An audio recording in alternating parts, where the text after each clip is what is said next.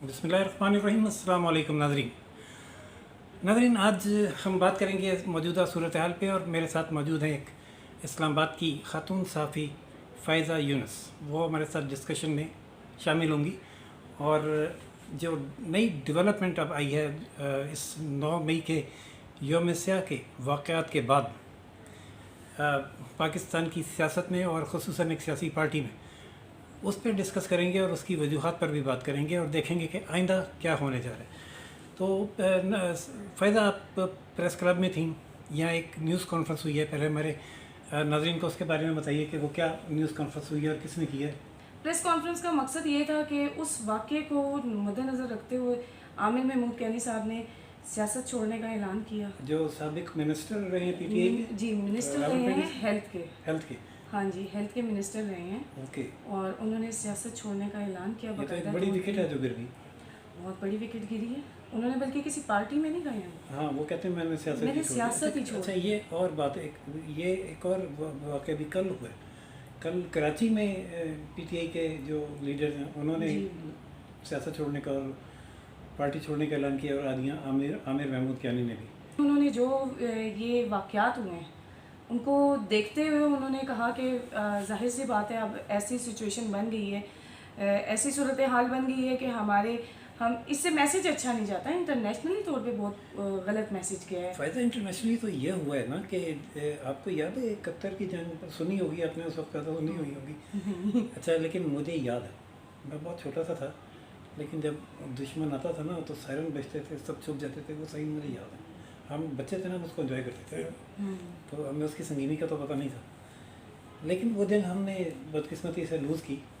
उस जंग में भी यकीन करें, इंडियन आर्मी ने पाकिस्तान आर्मी के साथ वो सलूक नहीं किया जो 9 मई को यहाँ पाकिस्तान के अवाम ने अपनी आर्मी के साथ किया। बिल्कुल। मैं आपको एक बात जो जितना फौजी के दरमियान एक होता है ना प्रोटोकॉल, उन्होंने उसके मुताबिक कैदियों को रखा, फौजी कवानीन के मुताबिक इज्जत से। लेकिन हमने क्या किया, अपने कोर कमांडर की यूनिफॉर्म डंडे पे लहराई, उनके घर को आग लगाई, शहदा को तस्वीरों को मारा। सबसे हमारे लिए शर्मिंदगी का मकाम यही था कि हमने अपने शोधा को भी नहीं छोड़ा। अच्छा, उसमें खान साहब तो इसको डिसोन कर रहे हैं, वो कहते हैं जी हमारे कारकुन नहीं थे, अवाम निकल आए। आप क्या कहती हैं? ऐसा मुमकिन नहीं है। आज जो एक लिस्ट जारी हुई है उसमें बाकायदा तौर पर कारकुनान की जारी हुई है, जो बाकायदा आपने वो जो कल देखा है कि जो फ़ौज ने खुद एक्शन लेने को बोला, उसके ऊपर एक लिस्ट जारी हुई है। उसमें लिखा हुआ है कि कौन सरगर्म कारकुन है, कौन क्या है, कोर कमांडर हाउस में से किसने क्या जलाया, क्या उठाया। अच्छा, ये डिटेल भी है? जी, सारी डिटेल मौजूद है। और गिरफ्तारियाँ जो हुई हैं ना, गिरफ्तारियाँ सबसे ज़्यादा मैटर करती हैं। गिरफ्तारियाँ भी हो चुकी हैं और उन्होंने बयानात भी जारी कर दिए। मैं सोशल मीडिया पे कई बयान देख रहा था जिसमें उन्होंने कहा कि यास्मीन राशिद ने हमें ज़बान पर बुला के ये डायरेक्शन दी। आप देखें, ये जो ऑडियो लीक्स हो रही हैं, ये क्या है? ये यही है ना कि कोर कमांडर का वो जलाएं, उधर पहुँचे। ठीक है, किनके हुए? इमा पे, बेशक इमा पे पीटीआई के ही हुआ है। अगर खान साहब, ये तरीक़ेकार है अपने आप को सेव करने का, जो खान साहब भी मेरा ख्याल है अपने आप को सेव कर रहे हैं।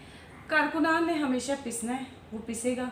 मैंने ख़बर देखी है कहीं, शायद आपकी नज़र से भी गुजरी हो, हुकूमत पंजाब ने इमरान खान साहब को ये अल्टीमेटम दिया है कि जो कोर कमांडर हाउस में हंगामा राई में, तोड़ फोड़ में, जलाओ गिराओ में मुलविस कारकुन थे, वो ज़मान पार्क में छुपे हुए, उनकी मौजूदगी है, और वो 72 घंटे में हवाले कर दें।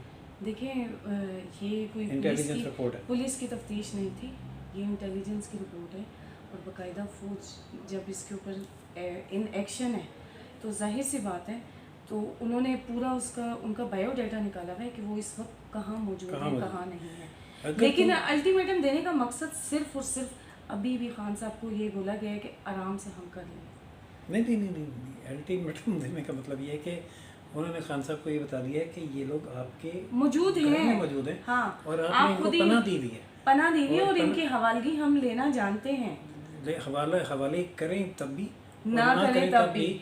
खान साहब की इन्वॉल्वमेंट इसमें उन्होंने शो कर दी है। और देखिए, वो शो करें या ना करें, लेकिन 9 मई का वाक़या ऐसा हुआ है। मैंने तो खुद पुलिस लाइन कवर किया था, तो मुझे बहुत अच्छे तरीके से पता है कि वहाँ पे फ़ौजी अफसरान की फैमिलीज आई हुई थी। कहाँ की बात कर रही हैं? फौजी अफसरान थे नहीं, आप बताए। किस जगह की बात कर रहे ये हैं? पुलिस लाइन जिसम खान साहब को पेश ये किया अच्छा गया इधर, था। हाँ, इस्लामाबाद हाँ में जी। Police line. और वहाँ पे किस तरह से इस पूरे पुलिस लाइन वाले वो जो कारकुनान को किस तरह से प्रोटोकॉल दिया गया, वहाँ पे चीज़ें पहुँचाई गई, उनको ख्याल रखा गया। मेरा प्री प्लान है, प्लांटेड चीज़ें हुई बल्कि इस हैं। किस्म की ऑडियोज भी आई हुई हैं सामने कि बाकायदा उन्हें बताया गया कि जहाँ आपको कहा गया था वहाँ पहुँचें वहाँ पहुँचे। और ये करें। ये तो मतलब बहुत सीरियस मसला और मसाइल हैं। तो लेकिन ऐसा नहीं हो रहा। मैं स्ट्रेटजी आपको ये बता रहा हूँ कि पहले खान साहब को गिरफ़्तार किया था तो इस सब आके इन्होंने हंगामा की। इस दफ़ा इनको पहले गिरफ़्तार किया जा रहा है ताकि जब खान साहब के ख़िलाफ़ कुछ हो तो रिएक्शन करने शो करने वाले पीछे जो है ना वो ना हो या नहीं, क़यादत तो पहले भी मौजूद नहीं थी इस सारे नहीं, सिनेरियो क़यादत में। बैक फुट पे थी।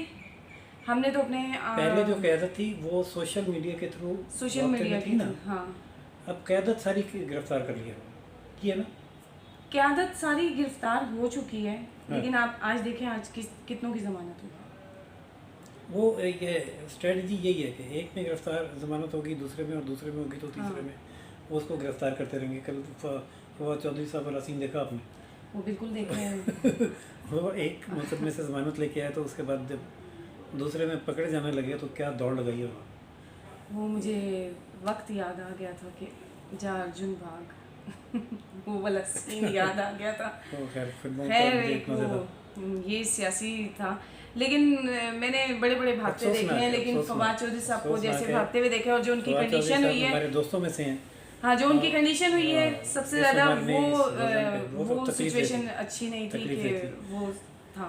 और उसके बाद उन्होंने भी आके फिर ये ऐलान किया कि हम वो फौज को फौज के उन्होंने बकायदा हाँ, कहा है कि भाई अपना यानी स्टैंड चेंज किया। हाँ, स्टैंड चेंज। उन्होंने कहा है कि मैं उस खत्ते से हूँ जो शहदा का खत्ता है, जो फौजियों का होता है। फौज है तो हमें, फौज हमारी है और हम उसके साथ। मेरे ख्याल से कुछ ख्याल किया जा रहा है कि 2017 में एक जहाज़ जो था वो भर भर के लाया गया था। भर के लाए जा रहे वो थे। जहाज़ वापस हो रहा है। अब वो जहाज़ खाली हो रहा है। थोड़े थोड़े वक्फे के बाद वो अब खाली होने जा रहा है। बिल्कुल ऐसा ही है। और आमिर महमूद के आने के बाद अली जैदी साहब का सुन रहे हैं, अली जैदी साहब का सुन रहे हैं। और आपकी नाम आपके पास हो जहन में? नाम तो जहन में है लेकिन मैं अभी लेना नहीं चाहती हूँ। ऐसे ही इम्कान जाहिर कर दें, कौन कौन जा सकता है? मुझे तो फवाद चौधरी साहब का भी जाना लग रहा है। अच्छा, क्योंकि उनकी जो स्टेटमेंट आई है उसके बाद शायद मे बी खान साहब खुद ही कहे उन्हें। हाँ, और 2-3 नाम और भी जो अभी लिए नहीं जा रहे लेकिन कहा जा रहा है कि बहुत हाँ, जल्द वो अभी इसलिए मैं भी नहीं लूँगी सामने क्योंकि आएंगे। नाम ज़रूर मुझे पता है, बिल्कुल लेकिन लेना इसलिए ज़रूरी नहीं है कि वक्त से पहले अगर हम इस चीज़ को बता तो अभी देखें आगे चल के सिचुएशन क्या बनती है। आगे चल के सिचुएशन अब यही बन रही है कि जो सिविलियन कोर्ट में अगर ये मुकदमे चलते हैं तो हमने इसकी हालत तो देखी दी है। चीफ जस्टिस साहब ने जिस तरह से वेलकम किया इमरान खान साहब को, कि आपको देख के बहुत खुशी हुई, वो बड़ी तनकीद का लेकिन आज निशाना बना आपने है। कोर्ट में आईजी साहब को भी तो बोला गया था वो वो तो उस जुमले को कंपनसेट करने के लिए कि ये कोई गैर मामूली बात नहीं थी, नॉर्मल बात है। जैसे और आपने ये साहब बल्कि भी बोल क्लियर रहे भी की हैं, है हाँ ये वो भी बात। बोल रहे हैं। लेकिन मामूली बात है या गैर मामूली, हो ये रहा है कि इधर अदारे या पुलिस या एजेंसी गिरफ्तार करती हैं, उधर हाई कोर्ट जमानतें रिलीफ दे दे रहा है। जमानतें दे। लाहौर हाई कोर्ट ने तो यहाँ तक कहा है कि 500 कारकुनों समेत तमाम जो लीडर्स गिरफ्तार हैं उन सबको रिहा कर दें। इतनी आसानी से तो ये मामला ऐसे हाई कोर्ट्स के कहने पे अब हल नहीं होगा। जो आर्मी एक्ट के तहत गिरफ्तार हो रहे हैं वो तो उनके ख़िलाफ़ तो डायरेक्ट मुकदमे भी चलेंगे और सज़ाएँ भी होंगी। उसके बाद शायद वो हाई कोर्ट में आए तो आए। लेकिन अभी इस सारे लेकिन तब चक्कर तक- में ना राशिद हबीब साहब, इस सारे चक्कर में ना मैं कुछ FIRs देख रही थी, ठीक है, जो मुख्तलिफ थानों में हुई हुई क्राइम हैं। भी करती रही। जी, मैं FIRs चेक कर रही थी और जो मैंने उसमें लिस्ट चेक कर रही थी, बहुत से ना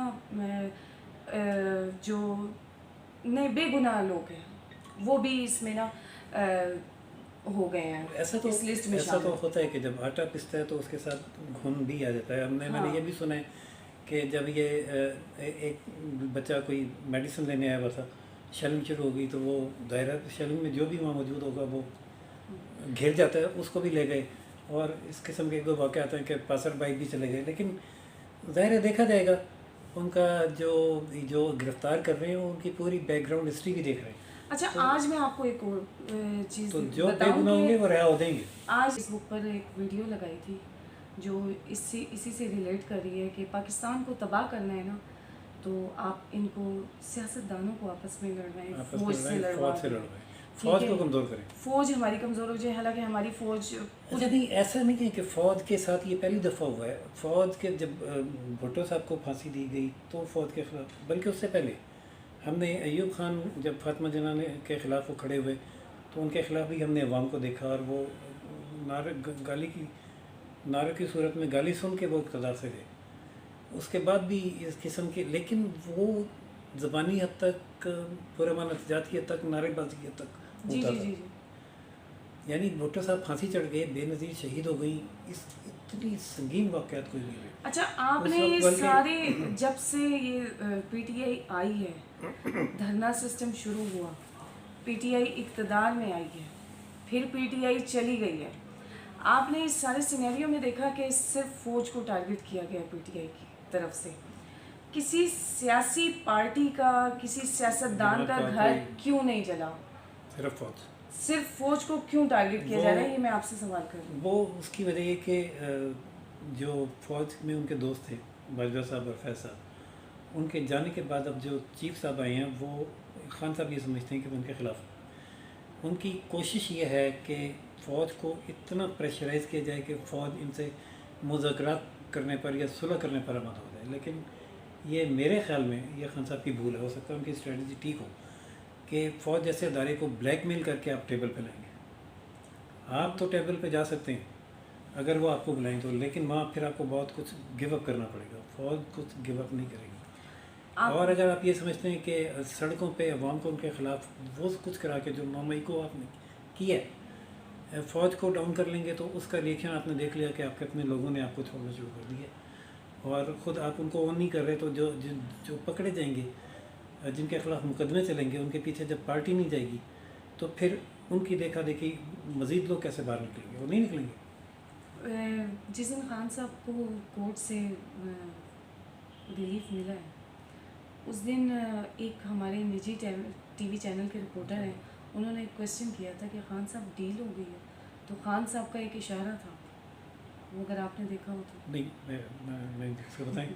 खान साहब ने एक इशारा किया था, इसका मतलब नहीं, मुझे नहीं लगता कोई डील नहीं। डील वो क्योंकि आपने देखा ना, जो अदालतों से रिलीफ मिला है उसका एक और एंगल भी है। उसका एक एंगल ये है कि जिस लेवल पे उस वक्त मुल्क में जो हालात थे, गुस्से में लोग आज जो हरकतें कर रहे थे, उसको रोकना के दो ही तरीके थे कि बाई फोर्स रोका जाए, डंडे से या गोली से। और उस मौके पर डंडा या गोली चलाना बहुत ज़्यादा ख़तरनाक हो सकता था। लिहाजा उसको कूल डाउन करने के लिए फ़ौरन ये रिलीफ दिया गया, जिसके नतीजे में आपने देखा फ़ौरन सारा मामला एकदम पैसिफाई हो गया। सारे कारकुन जो सड़कों पे आगे लगा रहे थे वो घरों को चले गए, जश्न मनाना शुरू कर दिया, मिठाइयाँ खाई के ख़त्म रहा हो गए। हुआ था ना ये। हाँ, ये सारा कूल डाउन करने के बाद अब जो नेक्स्ट स्टेप था वो उनकी गिरफ्तारियों का था, वो जारी है। अगर डील होगी थी तो गिरफ्तारियाँ क्यों होगी? आने वाले दिनों में क्या सूरत हाल होगी नाज़रीन? कौन कौन पार्टी छोड़ के जाता है, कौन कौन गिरफ़्तार होता है, और कौन सज़ा से बच पाता है, और कौन जो है वो 10 साल के लिए या उम्र कैद के लिए इनका मेहमान हो जाता है। जो भी सूरत हाल होगी उसको लेकर हम फिर मैं और फ़ैज़ा डिस्कस करेंगे। तब तक के लिए इजाज़त दीजिए। राशिद अदीब और फ़ायज़ा यूनुस को रोशन पाकिस्तान न्यूज़ से अल्लाह हाफ़िज़।